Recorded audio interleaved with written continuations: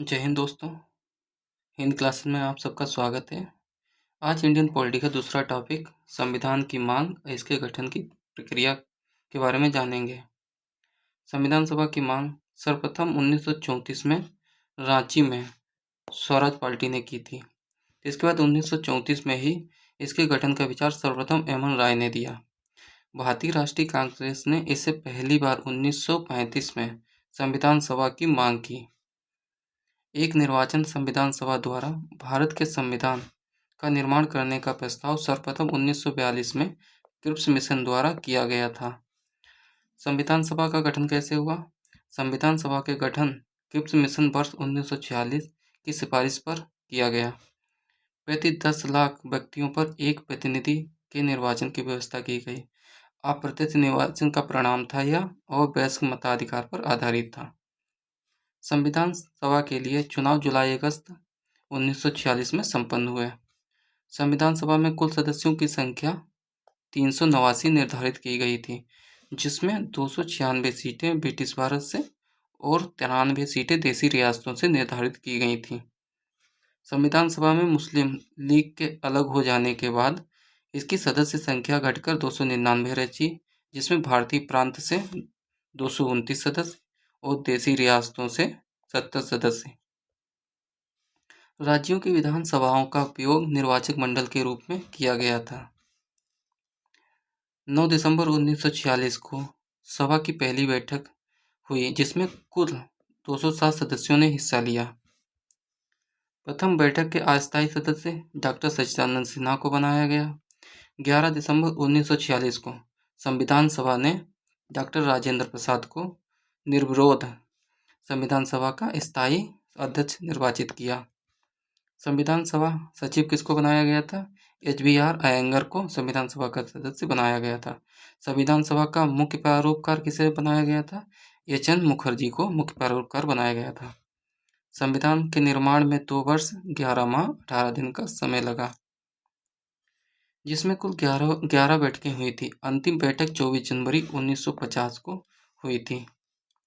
26 जनवरी 1950 से 1951-52 में हुए आम चुनाव के बाद बनने वाली नई संसद के निर्माण तक भारत की अंतरिम संसद के रूप में संविधान सभा ने कार्य किया।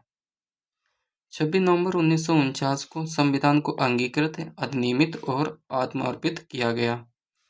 24 जनवरी 1950 को सदस्यों द्वारा संविधान पर हस्ताक्षर किए गए। संविधान सभा ने बी.एन. राव को संवैधानिक सलाहकार नियुक्त किया। संविधान पूर्ण रूप से 26 जनवरी 1950 को लागू किया गया। संविधान सभा के अन्य कार्य। संविधान सभा ने संविधान निर्माण के अलावा भी अन्य कार्य किए थे, जो इस प्रकार हैं, देखते हैं। इसने मई 1949 में राष्ट्रमंडल में भारत की सदस्यता का सत्यापन किया। इसके द्वारा संविधान सभा द्वारा 22 जुलाई 1947 को राष्ट्रीय ध्वज को अपनाया गया। 24 जनवरी 1950 को राष्ट्रीय गान को अपनाया और 24 जनवरी 1950 को राष्ट्रीय गीत को भी अपनाया गया। इसी के द्वारा 24 जनवरी 1950 को डॉक्टर राजेंद्र प्रसाद को भारत का प्रथम राष्ट्रपति के रूप में निर्वाचित किया गया। अब देखते हैं संविधान सभा की प्रमुख समितियां कौन थी और उनके अध्यक्ष। सदस्य झंडा समिति, प्रक्रिया नियम समिति और संचालन समिति। इसके अध्यक्ष कौन था? डॉक्टर राजेंद्र प्रसाद। फिर देखते हैं संघ समिति, संघ शक्ति समिति, राज्यों के लिए समिति, संघीय संविधान समिति। इसके अध्यक्ष कौन थे? जवाहरलाल नेहरू। प्रारूप समिति के अध्यक्ष कौन थे? Doctor B R. अम्बेडकर। प्रारूप समिति के अन्य सदस्य थे एन. गोपालास्वामी अयंगर, एल. दादी कृष्णास्वामी अय्यर, के.एम. मुंशी, मोहम्मद सादुल्ला, बी.एल. मित्र, जो बाद में एन. माधवराव आए। बी.एल. मित्र की जगह बाद में एन. माधवराव आए। Doctor DP. खेतान की तबीयत खराब हो जाने के बाद टी.टी. कृष्णाचार्य आए। प्रारूप समिति का गठन कब हुआ था? 29 अगस्त 1947 को हुआ था। संविधान सभा में कुल 15 महिलाएं थीं, जिनमें एकमात्र मुस्लिम महिला कौन थी? बेगम एजाज रसूल। और देखते हैं प्रांतीय संविधान समिति और मूल अधिकार समिति, अल्पसंख्यक एवं जनजाति समिति के अध्यक्ष कौन था? सरदार वल्लभ भाई पटेल थे। देखते हैं आगे अंतरिम सरकार में जो गठन हुआ था उसमें किस किस को कौन कौन सा मंत्रालय दिया गया था, ये विभाग दिया गया था। जवाहरलाल नेहरू के बाद राष्ट्रमंडल संबंध और विदेशी मामले थे। सरदार वल्लभ भाई पटेल के बाद गृह, सूचना और प्रसारण मंत्रालय था। डॉक्टर राजेंद्र प्रसाद, इनके पास खाद्य एवं कृषि विभाग था। जान मथाई के पास उद्योग एवं नागरिक आपूर्ति विभाग था। जगजीवन राम, श्रम विभाग था। सरदार बल्लभ सिंह के पास रक्षा विभाग था। सी एच भाभा के पास कारी खान और ऊर्जा विभाग था। लियाकत अली के पास वित्त विभाग था। वहीं अब्दुल रब निस्तार के पास डाक एवं वायु विभाग था। आसफ अली के पास रेल एवं परिवहन विभाग था। और सिराज गोपालाचार्य के पास इम्पोर्टेंट है, इनके पास शिक्षा और कला विभाग था। आई चुंदीकर के पास वाणिज्य विभाग था। गजनफर अली खान के पास स्वास्थ्य विभाग था। जोगेंद्र नाथ मंडल के पास विधि विभाग था।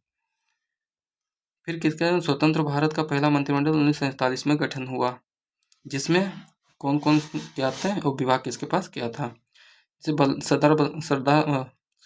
जवाहरलाल नेहरू ये प्रधानमंत्री थे, इनके पास राष्ट्रमंडल, विदेशी मामले, वैज्ञानिक शोध विभाग इनके पास थे। सरदार वल्लभ भाई पटेल के पास गृह, सूचना, प्रशासन और राज्यों के मामले थे। डॉक्टर राजेंद्र प्रसाद के पास खाद्य एवं कृषि विभाग था। मौलाना अबुल कलाम आज़ाद के पास शिक्षा। जान मथाई के पास रेलवे एवं परिवहन विभाग था। आर के षणमुखम शेट्टी के पास वित्त विभाग था। बी आर अम्बेडकर के पास विधि विभाग था।